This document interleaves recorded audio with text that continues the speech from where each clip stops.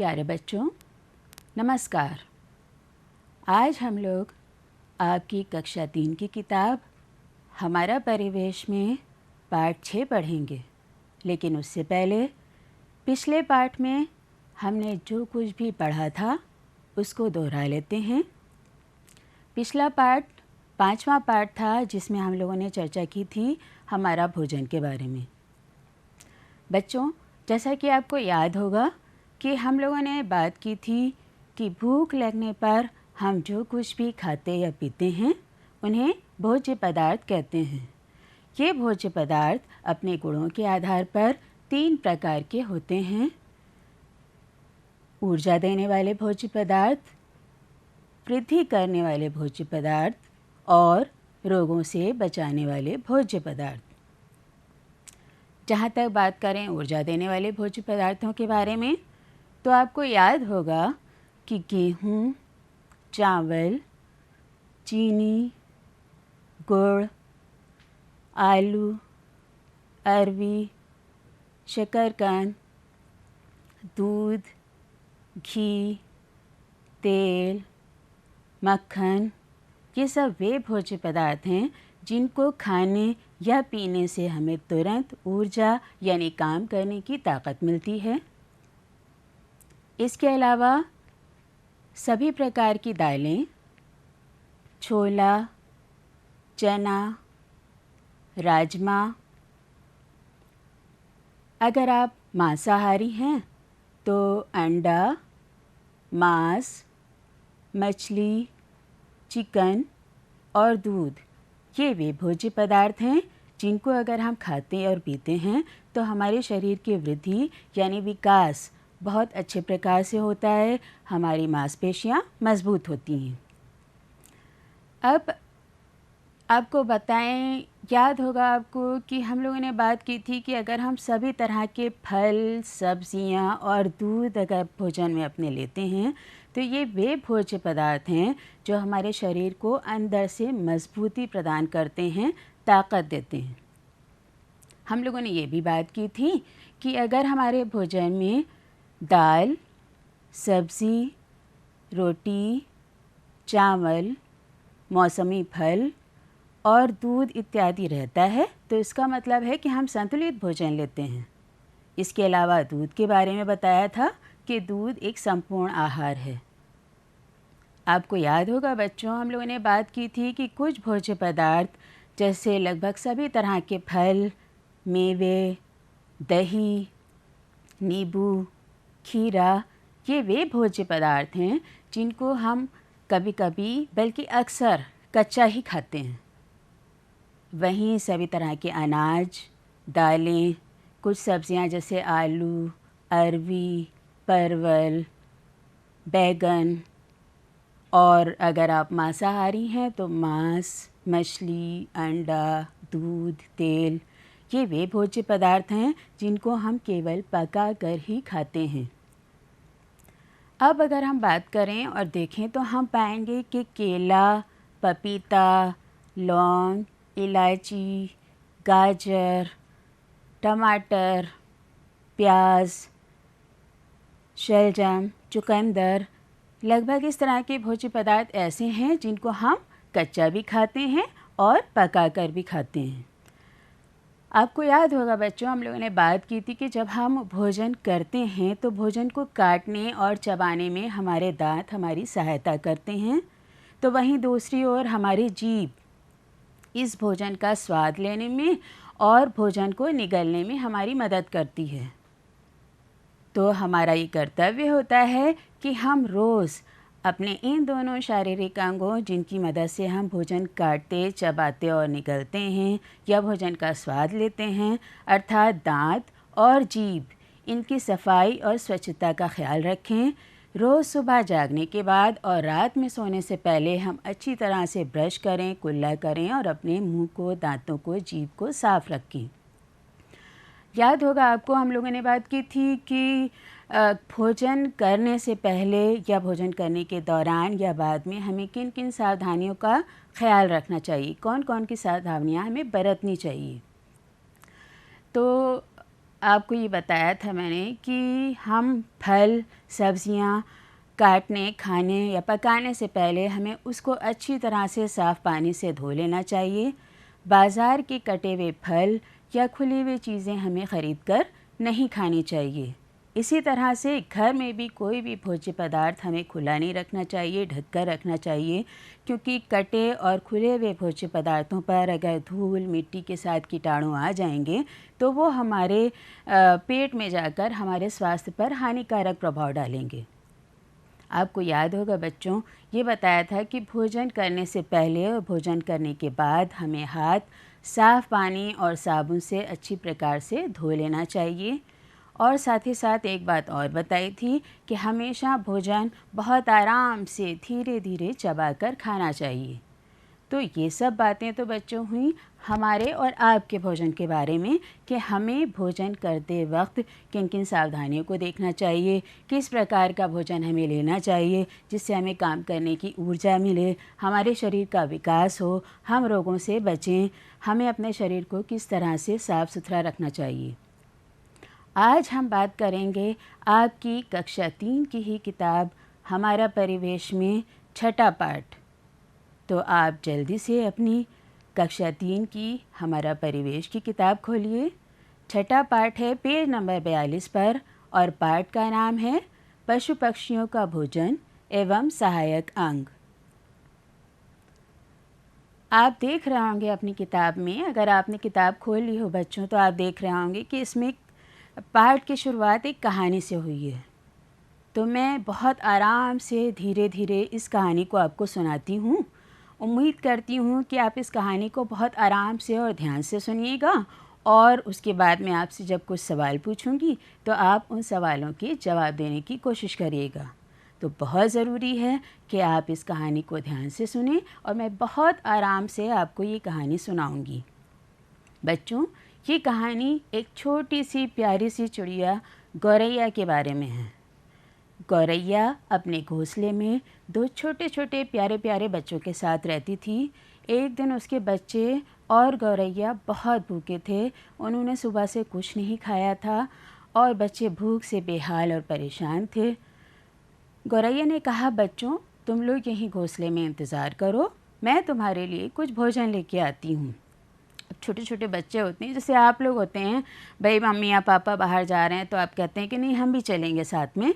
तो वैसे ही उसके बच्चे भी ज़िद करने लगे कि नहीं माँ, हमें भी आपके साथ चलना है। लेकिन गौरैया ने उनको समझाया कि बच्चों मेरा कहना मानो, अभी तुम लोग बहुत छोटे हो, तुम लोग उड़ भी नहीं सकते हो अच्छी प्रकार से, इसलिए अच्छा यही रहेगा कि तुम लोग अपने घोंसले में सुरक्षित रहो, यहाँ से कहीं भी ना जाना, और मैं बहुत जल्दी तुम्हारे लिए भोजन लेकर आती हूँ।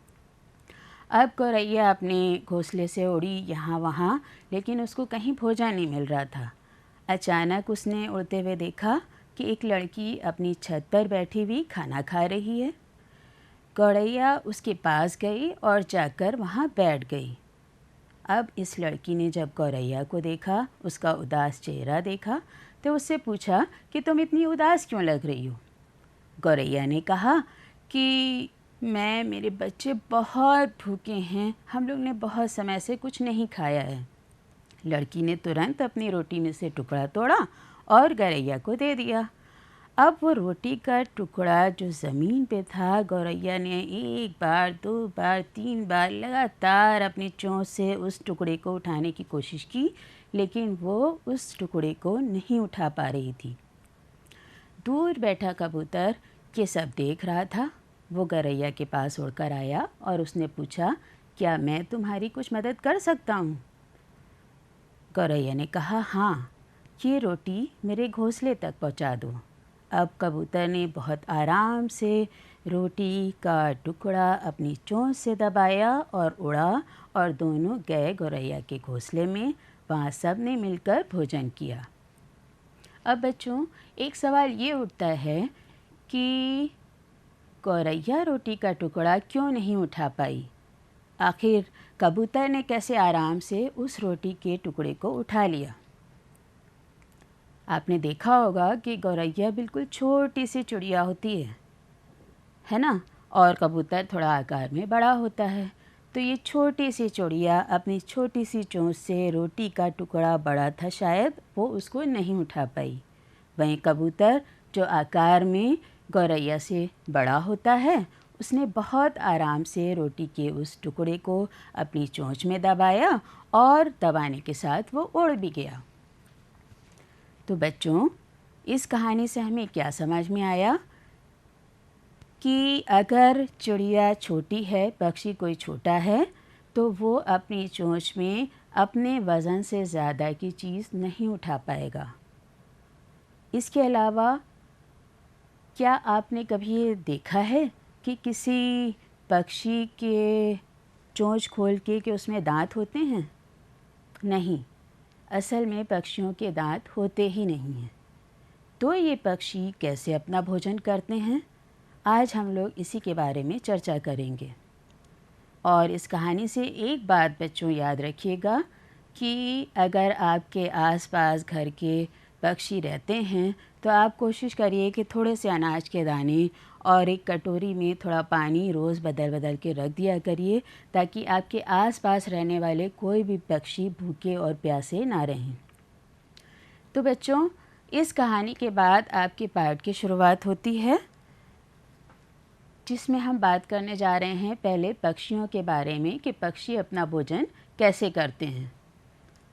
अब ये देखिए, पक्षियों के पंजे और चोंच की बनावट उनके खान पान के अनुरूप होती है, जो फल, सब्जियों, अनाज के दानों को उठाने, छीलने, फोड़ने, कुतरने में उनकी मदद करती है।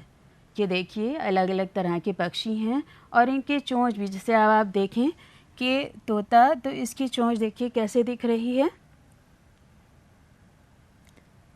इसके अलावा यहाँ पे आप कुछ पक्षी देखें, इनकी चोंच कैसी दिख रही है।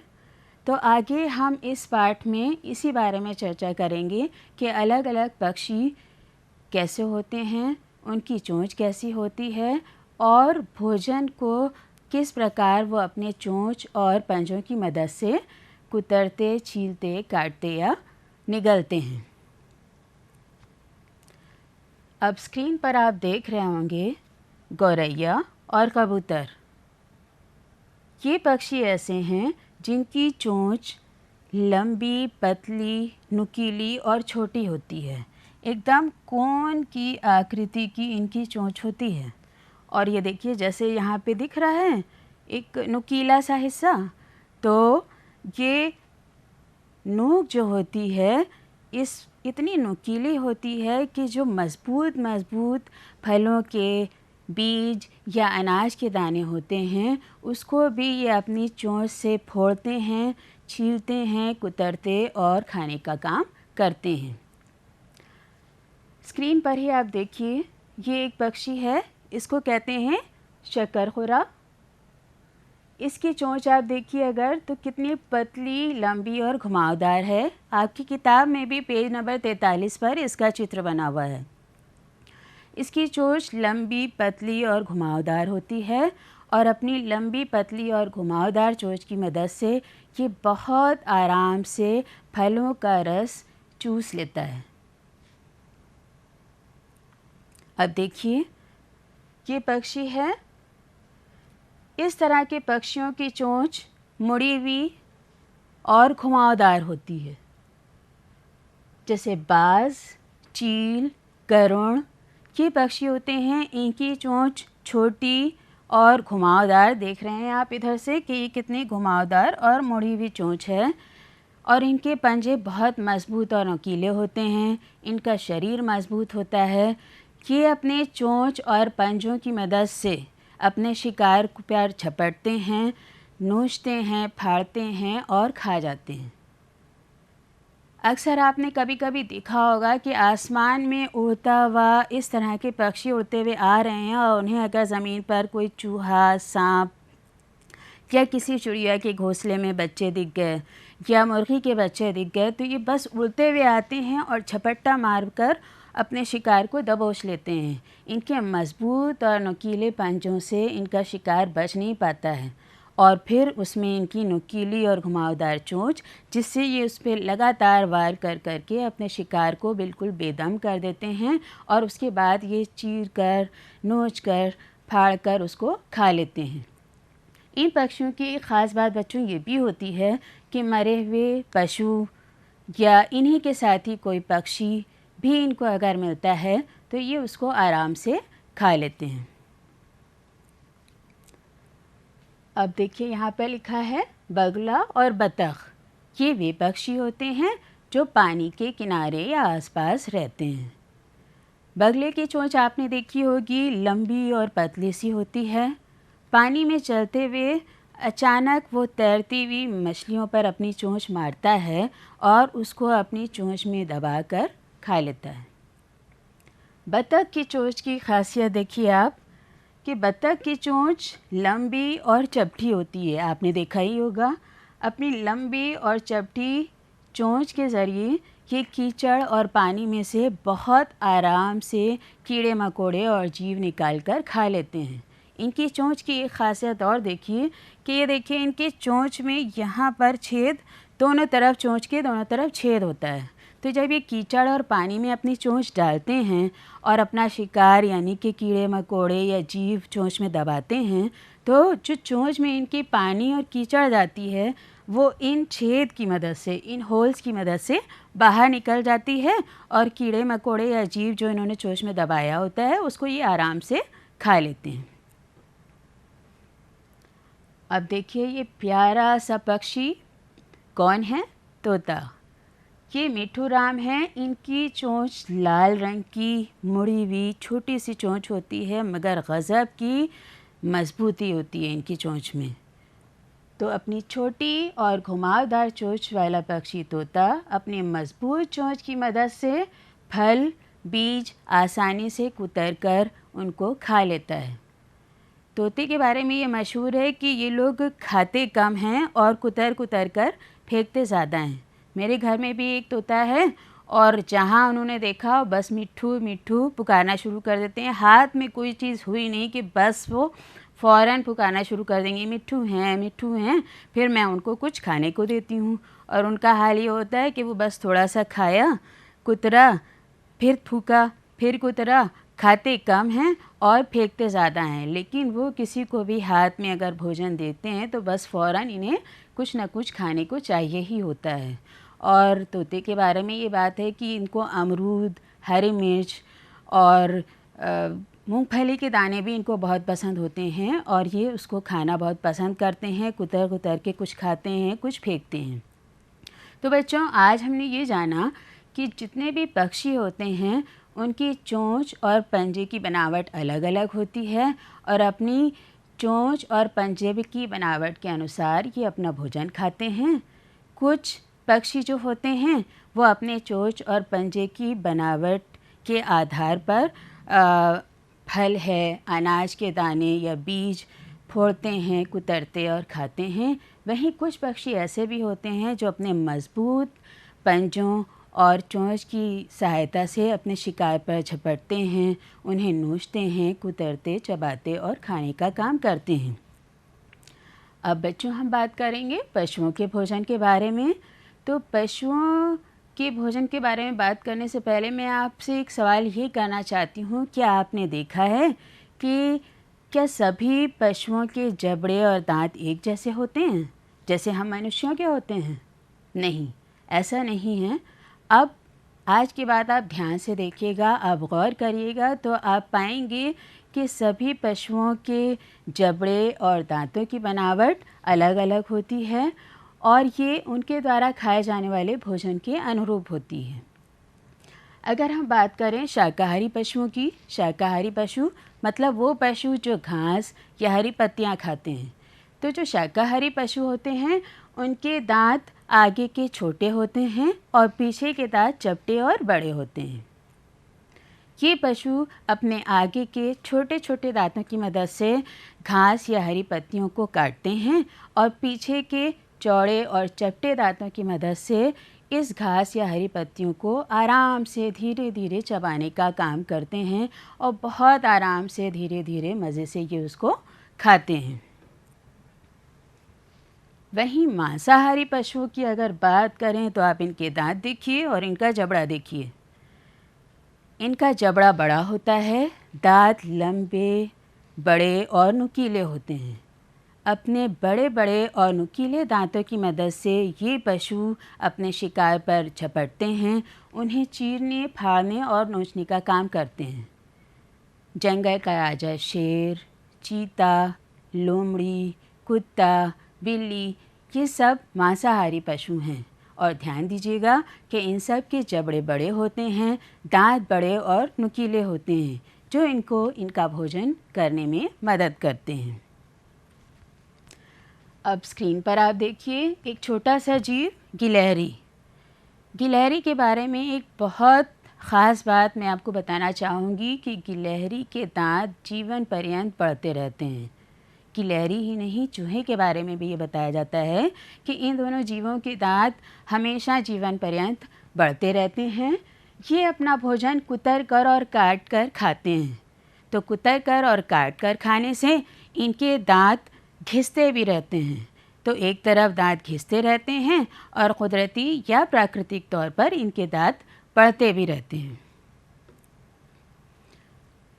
तो बच्चों, आज हमने पशु पक्षियों के भोजन के बारे में बात की और जाना। इसी से रिलेटेड आपकी किताब में पेज नंबर 45 पर, ये देखिए पेज नंबर 45 पर कुछ प्रश्न दिए गए हैं। इन प्रश्नों के बारे में भी हम चर्चा कर लेते हैं।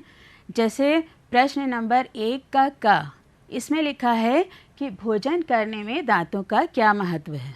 अभी हमने जैसे बात की और जाना कि भोजन करने में दांतों का महत्वपूर्ण स्थान है, क्योंकि दांत भोजन को काटने, चबाने में सहायक होते हैं और अगर अच्छी प्रकार से भोजन चबा लिया जाता है तो उसको हज़म करने और पचने में भी मदद मिलती है। जैसे कि अभी मैंने बात की थी आपसे कि शाकाहारी पशु अपना भोजन बहुत आराम से धीरे धीरे चबाकर खाते हैं, वहीं मांसाहारी पशु अपने भोजन को चीरते फाड़ते, थोड़ा बहुत चबाते और निगल लेते हैं। तो क्या तो बात हुई दांतों के बारे में। इसके आगे प्रश्न खा है कि पक्षियों के चोंच और पंजे की बनावट किस प्रकार से उनके भोजन के अनुरूप होती है। स्क्रीन पर आप देखिए अलग अलग तरह के पक्षियों के चित्र हैं और उनकी चोंच भी अलग अलग प्रकार की है। अभी जैसे हमने बात की थी गौरैया और कबूतर की चोंच के बारे में, जो कि छोटी कोन के आकार की और नुकीली होती है, बहुत मजबूत चोंच होती है, जिसकी मदद से ये अनाज के दाने और फलों के बीज को फोड़ते हैं, निगलते हैं, कुतरते हैं, चबाते हैं। इसके अलावा आपसे बात हुई थी छोटे छोटी चोंच और घुमावदार चोंच वाला पक्षी तोते के बारे में, जो अपनी चोंच की मदद से फल और अनाज के दाने और हरी मिर्च और बीजों को फोड़ता है, छील कर कुतर कर खा लेता है। वहीं मांसाहारी पक्षियों के बारे में जब बात हुई थी कि उनकी घुमावदार और मजबूत चोंच की मदद से वो अपने शिकार को चीरने, फाड़ने और खाने का काम करते हैं। तो अलग अलग तरह के पक्षियों की चोंच और उनके पंजे की बनावट उनके भोजन के अनुरूप होती है। अब आपके प्रश्न 1 में सवाल नंबर गा दिया हुआ है कि भोजन के रूप में घास या हरे पत्ते खाने वाले पशुओं के दांतों की बनावट कैसी होती है। तो भोजन के रूप में घास या हरे पत्ते खाने वाले पशुओं के आगे के दांत छोटे और पीछे के दांत चपटे और बड़े होते हैं। ये पशु आगे के दांतों से अपने भोजन को काटने का काम करते हैं और पीछे के बड़े और चपटे दांतों की मदद से अपने भोजन को आराम से धीरे धीरे चबाकर खाते हैं।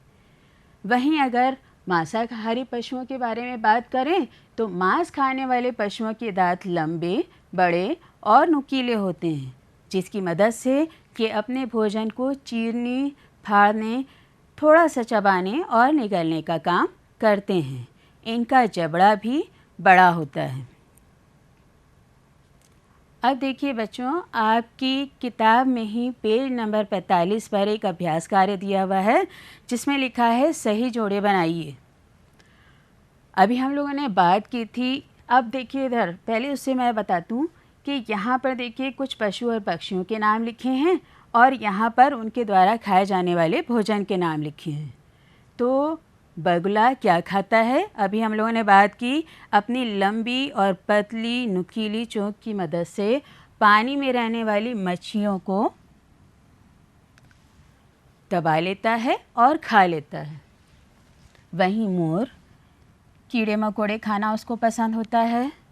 मिट्ठू मियाँ के बारे में बात की थी कि तोता मिर्च खाना पसंद करता है। और कौवा, मैंने बताया था अभी क्लास में आपको कि उड़ता हुआ भी आता है और अगर उसे सांप या मुर्गी के बच्चे वगैरह कुछ दिख जाएं तो वो उनको झपट्टा मारकर दबोच कर अपने पंजों में लेकर उड़ जाता है। तो कौवा, सांप, भैंस क्या खाती है? अभी कई बार आपसे बात हुई और बताया कि भैंस घास खाती है और हरी पत्तियाँ। और जंगल का राजा शेर, महाराज शेर साहब क्या खाते हैं? इनका पसंदीदा भोजन होता है मांस। तो ये अभ्यास कार्य इसी तरह से बच्चों आपको अपनी कॉपी में करना है। इसके अलावा तीसरा एक अभ्यास कार्य है जिसमें कुछ पशु पक्षियों के नाम लिखे हैं। इसी तरह से आप उनको लिख लीजिएगा और उनके द्वारा खाया जाने वाला भोजन या उनका पसंदीदा भोजन आप इस तरफ अलग लिख लीजिएगा।